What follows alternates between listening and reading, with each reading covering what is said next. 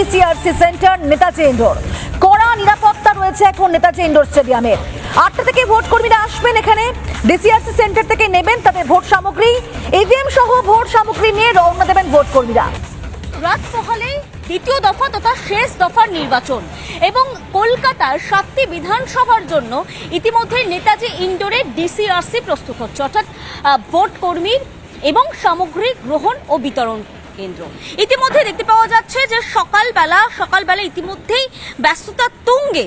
বিভিন্ন যে tagging centre থেকে শুরু করে যে রিসিভিং সেন্টারগুলো রয়েছে সেগুলো শুরুর কিন্তু কাজ চলছে। জানা যাচ্ছে 8টার পর কিছুটা পর থেকেই যারা ভোট কর্মী তারা এই নেতাজি ইন্ডোর সেই স্টেডিয়ামে আসা শুরু করবেন এবং নেতাজি ইন্ডোর স্টেডিয়ামে যারা যারা ভোট কর্মী রয়েছেন তারা এখানে আসবেন ইভিএম থেকে ভিভিপ্যাট এবং সঙ্গে যে সমস্ত ভোট সামগ্রী সেই সামগ্রী নথি সমগ্র তারা সংগ্রহ করবেন এবং সংগ্রহ করে এখান থেকেই তারা কিন্তু রওনা দেবেন নিজ নিজ বুথের উদ্দেশ্যে।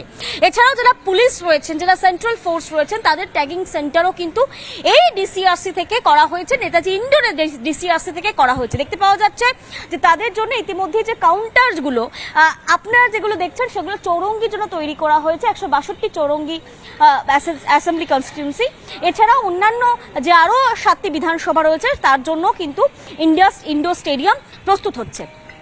শ্যামপুকুরের জন্য রয়েছে আলাদা করে এবং প্রত্যেকটা রিসিভিং সেন্টার ইতিমধ্যে প্রস্তুত হচ্ছে। নেতাজি ইন্ডোরের ভিতরেও কিন্তু করা হয়েছে রিসিভিং সেন্টার বা ডিসিআরসি তৈরি করা হয়েছে। সামনে কিন্তু বিশাল এই মুহূর্তে কর্মযজ্ঞ চলছে।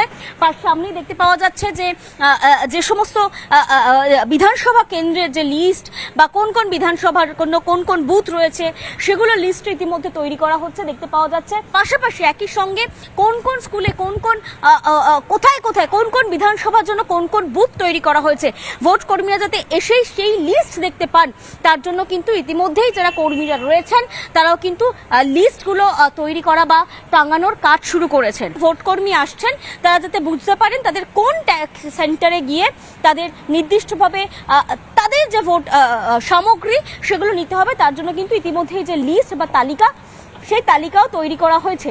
সেই তালিকা এক এক করে ঝুলিয়ে দেওয়া হচ্ছে এবং সেই তালিকা দেখে পোলিং স্টেশনগুলোতে পৌঁছে যাবেন। এই মিলিয়ে সব মিলিয়ে ডিসিআরসি কিন্তু ইতিমধ্যেই প্রস্তুত।